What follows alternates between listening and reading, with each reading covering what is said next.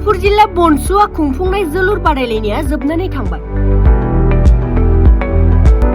तामुलपुर जिल्लानि सिङाव थानाय 2 नं सेसापानि गेलेग्रा फोथाराव तामुलपुर जिल्ला बनसुआ जोलुर बादायलायनाय खुंदोंमोन आरो बेयो थांनाय सानखालि जोबनानै थांबाय।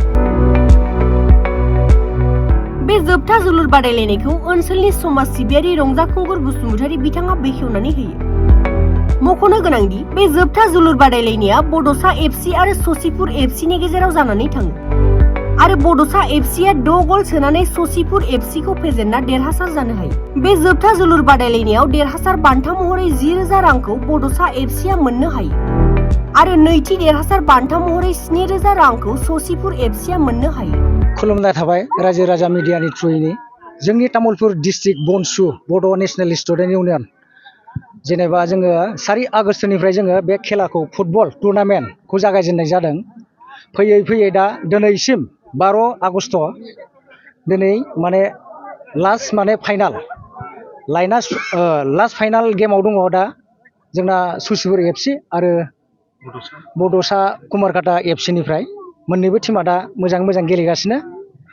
थ' बुंनो सानो जोङो जिल्लानि जानानै बनसुनि जानानै जितु बे गेलेनायाव जोंखौ सापर्ट होदों गोबां रायजो राजा आइ आफा बिदा फंबाय आरो आंनि लोगो आंगो नोंथांमोनाबो सापर्ट होदों जोंखौ बिदि खालामनायखौ जितु बनसुआदि बे अर्गेनाइजेशनखौ बा माबाखौ टीमखौ बा फुटबलखौ लानायखौ जेनेबा गेलेनायनि बिथिङाव नोजोर बोनानै जों जितु लादों दा रायजो राजा आइ आफा बिदा फंबायमोना जोंखौ खै एकजनसो माने बहुतानो सापर्ट होदों।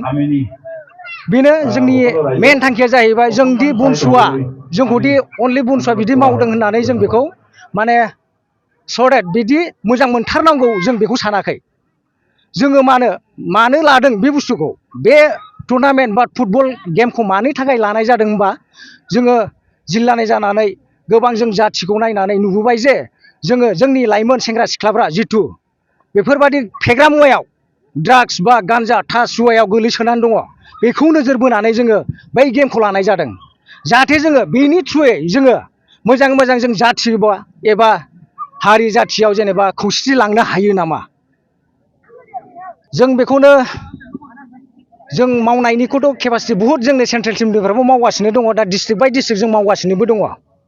मोजाङै मोजां जोङो माने जाथिनि खामानि मावनो ओंखारदों नालाय जों जाथिखौ नोजोर बोनानै जोङो थोंजोङै जों जाथिनि थाखाय खामानिखौ मावगोन। माबायदि खामानि मावनो लादों सोलोंथाइनि फारसे? सोलोंथाइनि बिथिंबो जों नोजोर बोगासिनो दङ।